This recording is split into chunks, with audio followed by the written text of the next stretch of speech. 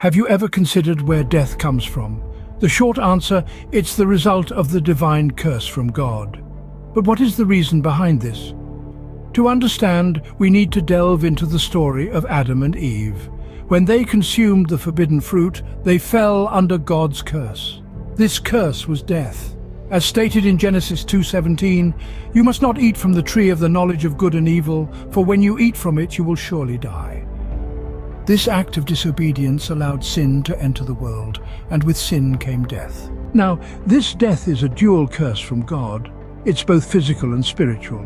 These curses have impacted the entire human race because all of us naturally descended from these two individuals. Physical death is when the cells in our bodies stop working.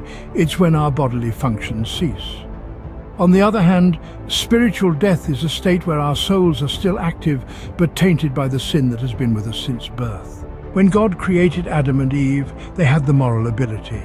They had the capacity not to sin. They could avoid sin entirely, but they also had the ability to commit sin.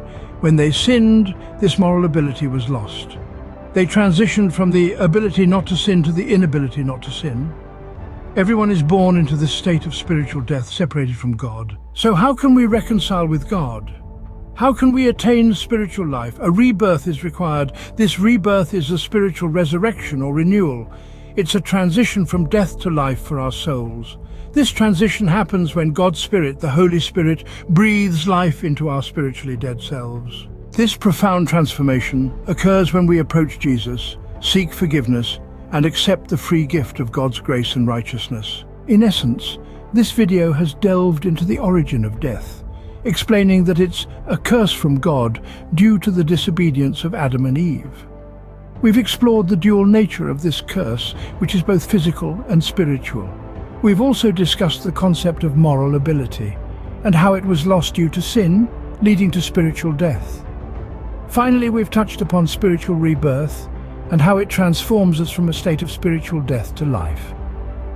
This transformation, brought about by the Holy Spirit, is possible when we seek forgiveness and accept God's grace and righteousness.